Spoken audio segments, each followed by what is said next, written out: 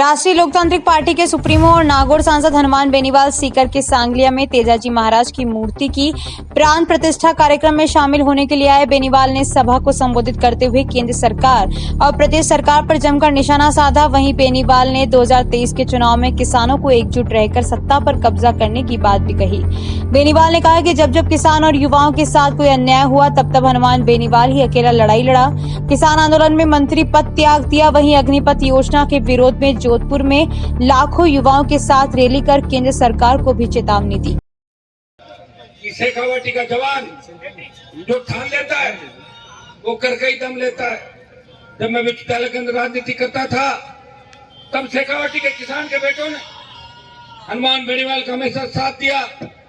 और अब वो जो किसान के बेटे अलग अलग फील्ड में होंगे, देश के हर कोने के अंदर, कहीं अच्छी नौकरियों में, कहीं बिजनेस में, तो कहीं देश सेवा की रक्षा करते हुए मिलिट्री के अंदर बड़े पदों पे होंगे, वो निश्चित रूप से अपने आप को गौरवान्वित महसूस कर रहे थे कि हमने हनुमान बेनीवाल को मजबूत किया, जो आज कौम और किसान के लिए पूरे देश के अंदर एक ताकत बढ़ के खड़ा है।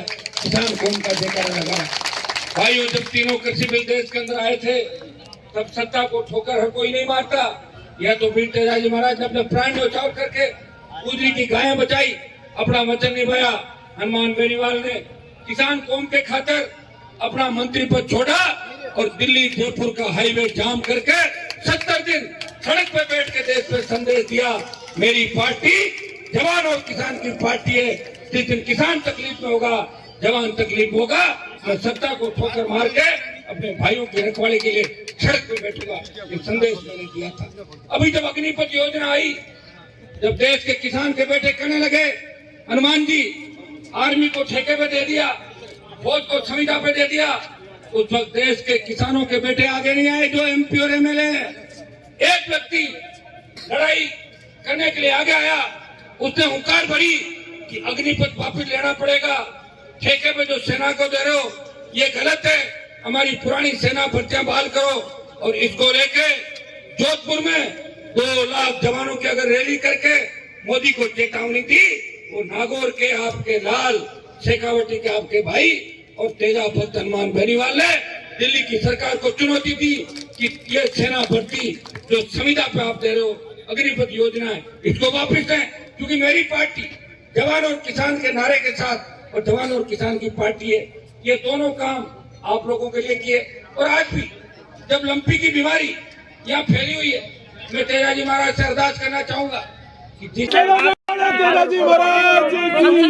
लोकसभा तक आपने जयकारा लगाया हनुमान जी तेजाजी महाराज का जयकारा राजस्थान की विधानसभा के अंदर भी मैंने ही लगाया था 2008, 13 और 18 के अंदर। और लोकसभा के अंदर जब तेजाजी का जयकारा लगाया तो कई सांसद मुझे देश के पूछ रहे थे कि तेजाजी कौन थे। मैं उनको कह रहा था कि बाकी लोक देवता तो राजस्थान के अंदर 500 साल का इतिहास है, 400 साल का इतिहास है, तेजाजी महाराज का इतिहास 1000 साल पहले का है, जिन्होंने परोपकार गुजरी की गायें, और जब उसने पुकारा गुजरी ने कि मेरी गायें कौन लाएगा वापस, इस तरह चोर ले गए, उनका मैं लाऊंगा गायें, और परोपकार के खातिर अपने प्राण न्यौछावर किए। और गाय की रक्षा के लिए 1000 साल पहले हम लोग लड़ते थे। ये आप देखिए हमारा इतिहास कि हम गाय के लिए 1000 साल पहले, आज कई लोग गौ माता के नारे लगाते हैं, लेकिन ये लड़ाई तो हमने 1000 साल पहले शुरू कर दी थी। आज लंपी की जो बीमारी है उसे गौ माता परेशान है, इसको भी लोकसभा के अंदर सबसे पहले हनुमान बेनीवाल ने उठाया।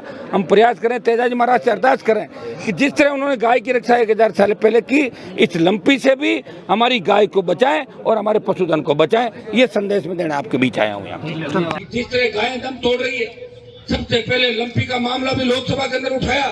सांसद तो 25 है राजस्थान के अंदर, खाटू श्याम जी के अंदर जब त्रासदी होती है कोई नहीं बोलता है, एक ही एमपी बोलता है, हनुमान बेनीवाल है, इस व्यवस्था को बदलने की बात करता है।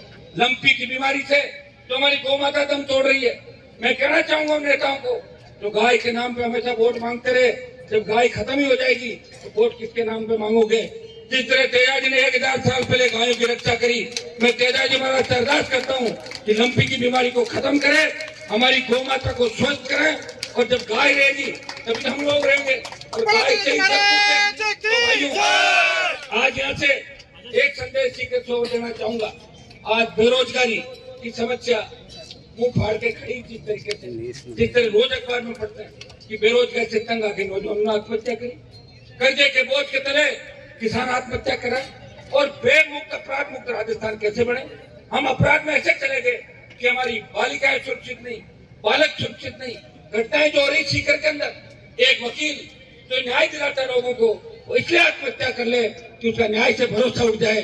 मैं धन्यवाद दूंगा शेखावाटी के वीरों को, उसके वकील के लिए आपने संघर्ष किया, प्रयास किया, और हम सब मिलकर आने वाले समय के अंदर बेमुक्त अपराध मुक्त राजस्थान कैसे बने, हमारे शेखावाटी का विकास कैसे हो, सांगलिया का विकास कैसे हो, और तेजाजी के आदर्श राजस्थान की राजनीति में स्थापित कैसे हो। मैं एक ही विश्वास आपको दिलाता हूँ, आज कोई राजनीतिक बात करने यहाँ पे नहीं आया, मैं सिर्फ आपको अपनी वीरता याद दिलाने के लिए आया हूँ। जिस तरह बजरंग बली को उसकी ताकत याद दिलाते थे और हनुमान जी महाराज बड़ी से बड़ी विपदा को टाल देते थे, इसी तरह शेखावाटी के जवानों को उनकी ताकत याद दिलाने उनका भाई उनके बीच आया है। मैं आपको आपकी ताकत याद दिला रहा हूँ। भाइयों, उठो, इस व्यवस्था को बदल दो। 2023 के अंदर सत्ता पे कब्जा करो। किसानों की इतनी बड़ी आबादी राजस्थान के अंदर है, लेकिन हमें हाथ फैलाने पड़ते हैं। फ्री बिजली की लिए सड़कों में बैठा रहना पड़ता है। कोई भी विचार बढ़ जाता है, लेकिन हमारा कोई धनी जोरी नहीं। झूठे मुकदमे के अंदर फंसा देते हैं। थाने तहसील में जाओ तो तहसीलदार थानेदार ऐसे बात करेगा जैसे वो कोई लोकतांत्रिक तरीके चुना है।